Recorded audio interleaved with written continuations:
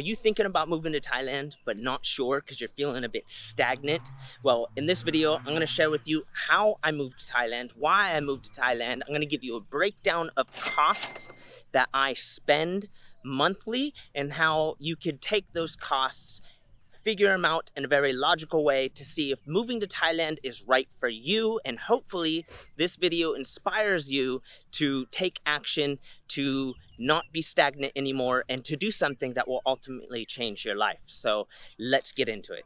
All right, so one of the first things that helped me move to Thailand was mindset. I've always been able to just move.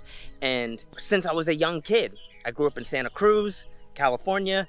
I moved to Texas, Colorado, to Washington, Mississippi, Louisiana, Utah, and I moved a lot when I was a kid. So being able to just move around was kind of innately in me. That's mindset.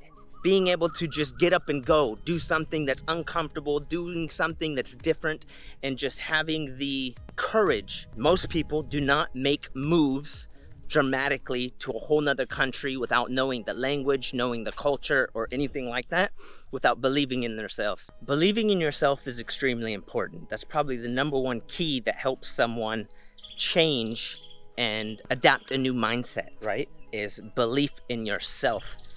When people don't believe in themselves, they tend to self-sabotage. And I know because I've done this to myself so many times, but believing in yourself gives yourself strength. It gives you strength. It gives you power. There's a lot of things that could happen when you self-sabotage. And if you don't believe in yourself, you'll end up self-sabotaging yourself.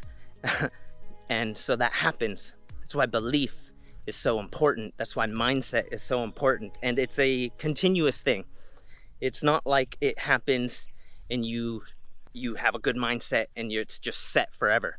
It's a daily thing that has to be practiced. That's probably one of the things that's helped me move to Thailand, is just having a mindset of when I know what I want to do in life, I don't think too much about it. I end up just doing it. So it's more of an intuition. I'll follow my intuition so I'm not overthinking something and I know what I'm going to do.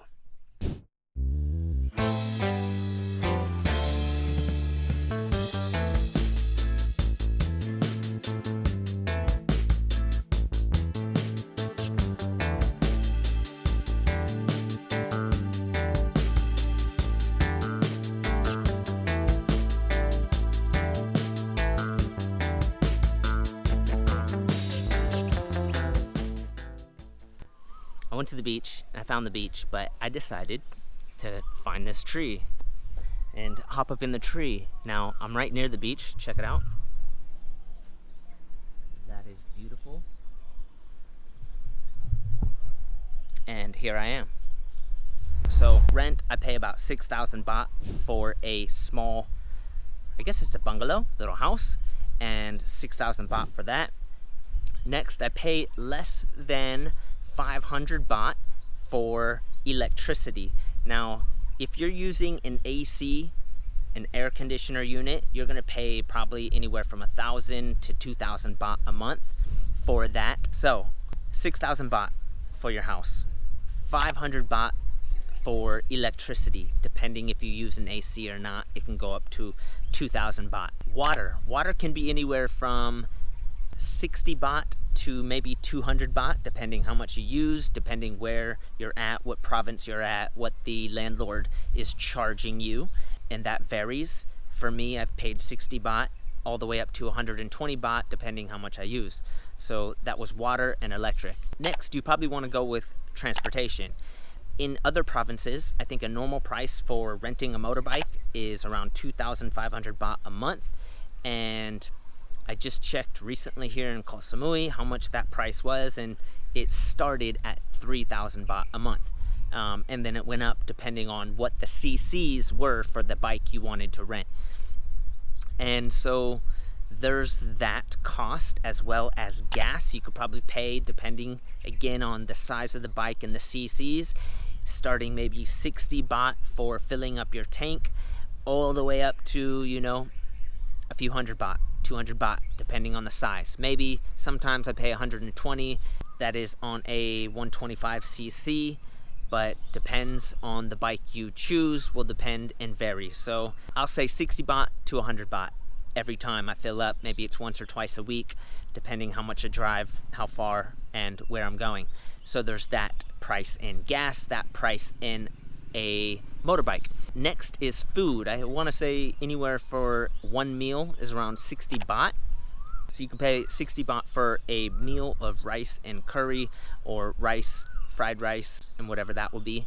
So that's going out to a restaurant, around 60 baht for that. And it could vary. It can go all the way up. In Koh Samui, you can go all the way up to like 120 baht, and that's Thai food. So if you're talking about what I call Farang food or foreigner food, hamburgers, pizzas, burritos, whatever, that type of stuff, pasta, it could be around 300 baht, 400 baht, 500 baht, 1,000 baht for your meal. 1,000 baht's probably for like 2 people.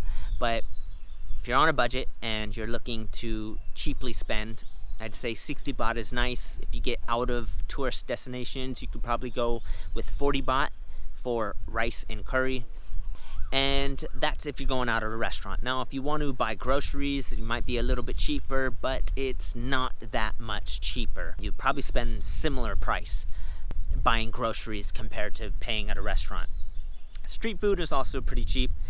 You'll save some money, but you know, roughly, I think I can get away with either 100 baht or 300 baht a day on food, depending on what I want during that time. If it's cheap, you know, 40, 60 baht a meal, 2 meals a day. Sometimes I buy snacks after. I don't need a lot of food. If I'm exercising tons, then yes, I'm gonna eat more food. So let's just estimate that as anywhere from 100 to 300 baht a day. Visa costs. Visa costs vary. I'm not gonna go into visa costs. So that's a budget. And I believe if you tally up all those prices, if you're coming here on a budget, you can survive on $500 a month now, or a little bit above, you know, let's say $600 a month, just to round it off. That's on a budget. Is it ideal? No, probably not. But can it happen? Can you do it? Yes, you can. Can you get away with doing that and traveling on a budget? Yes, you can. Is it ideal? No. So there is a friendly, practical way of saving your money, spending money in Thailand, and getting by. So believe in yourself. You can do what you set out to do. It takes time, it takes focus, it takes energy, it takes belief, it takes willpower, intuition, follow your gut. And you can do the things you want to do in life.